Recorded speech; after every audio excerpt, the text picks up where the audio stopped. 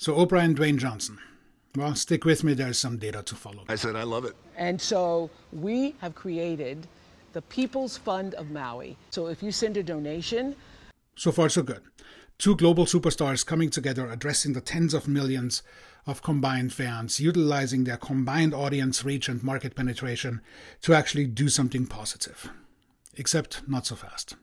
There is a solid amount of objection to the two ultra-wealthy asking regular Americans for their hard-earned money during times when regular Americans can barely make ends meet. So the vitriol we are seeing isn't unsubstantiated, but to make sense out of it, we need parameters. There are 2,640 billionaires in the world, 955 of which are American, equating to approximately 30% of all the billionaires in the world, many of whom have assessed a level of wealth that is greater than the combined population of the earth. What we know with absolute certainty is that no billionaire generated their wealth alone, but capitalized on others to help them join the elusive club.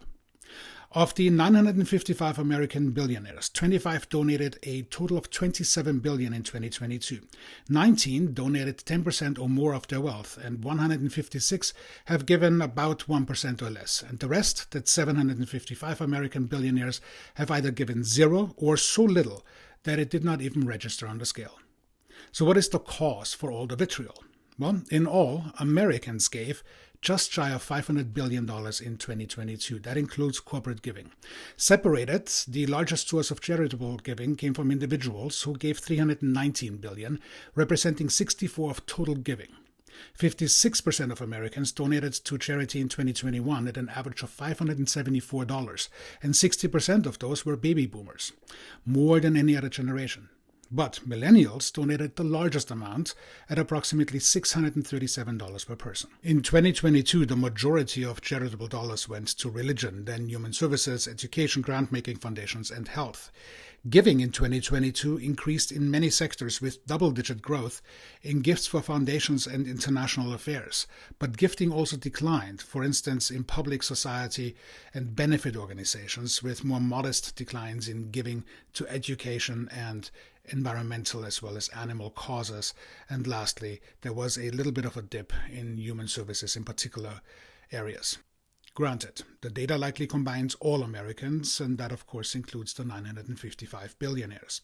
However, when you split it out between plebeians and billionaires, there is a social pattern that emerges. When push comes to shove, Americans will always bail out other Americans, even when that means that those who donate have to tighten their belt a couple of notches.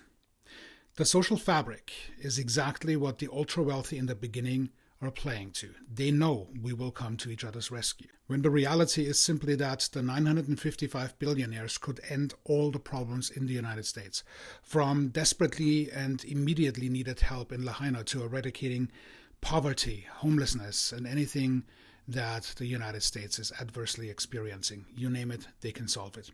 The ethical equation to this is that they are obligated to do so, because without the general public, social contributions, and the United States as it stands, none of the 955 billionaires would exist without us. And that's a damn good reason for the vitriol that you're seeing.